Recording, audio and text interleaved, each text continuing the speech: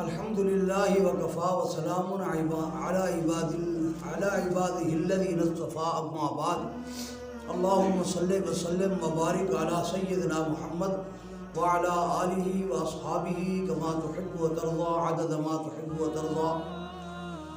ایک صاحب مجھے ملے اور مصافحہ کرنے لگے تو میں نے انہیں بائیں ہاتھ دیا، وہ ناراض ہو گئے، فرمانے لگے کہ آپ نے مجھے بائیں ہاتھ کیوں دیا؟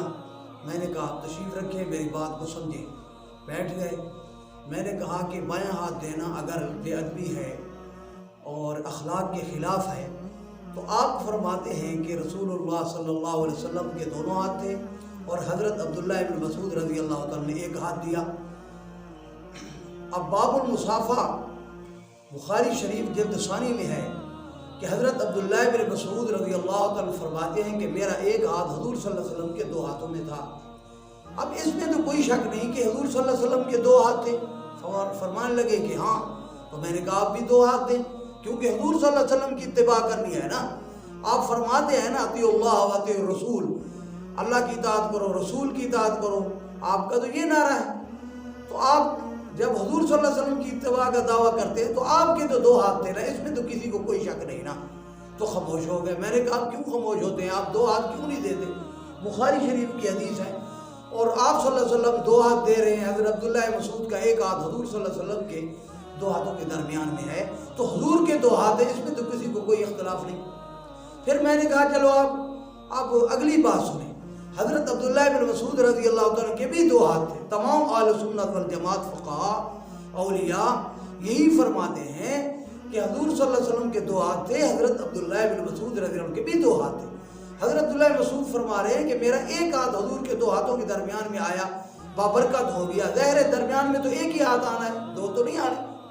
لیکن حضرت عبداللہ بن مسعود رضی اللہ تعالیٰ پر تہمت نہیں لگانی چاہیے کہ آپ کا ایک ہاتھ تھا، حضور کے دو ہاتھ تھے، یہ تہمت ہے۔ حضور صلی اللہ علیہ وسلم کے بھی دو ہاتھ تھے، حضرت عبداللہ بن مسعود رضی اللہ عنہ کے بھی دو ہاتھ تھے، لیکن آپ کہتے ہیں کہ نہیں، حضرت عبداللہ بن مسعود رضی اللہ عنہ کا ایک ہاتھ تھا۔ تو چلو آپ بتائیں کون سا ہاتھ تھا، دایاں تھا یا بایاں تھا؟ کہنے لگے یہ تو پتہ نہیں۔ میں نے کہا پھر آپ دایاں دیتے ہیں تو بایاں بھی دیتے ہیں، تو اس میں تو کوئی حرج نہیں ہونی چاہیے آپ کی تشریح کے مطابق، تو پھر آپ ناراض کیوں ہوئے؟ میں نے تو آپ کی تشریح پر عمل کیا۔ تو اس وجہ سے پھر بعض دوسرے نوجوان مجھے ملے، میں نے انہیں کہا دو ہاتھ ہو، وہ کہتے ہیں بخاری شریف میں ایک ہاتھ ہے، حضور صلی اللہ علیہ وسلم ایک ہاتھ دیا۔ میں نے کہا بخاری شریف میں تو یہ ہے کہ حضور صلی اللہ علیہ وسلم نے دو ہاتھ دیے ہیں۔ اس وجہ سے ہمیں رسول اللہ صلی اللہ علیہ وسلم کی اتباع کرتے ہوئے دو ہاتھ دینے چاہیے۔ ایک ہاتھ دینا اگر کسی مجبوری کی وجہ سے ہو جائز ہے، لیکن سنت دو ہاتھ دینا ہے۔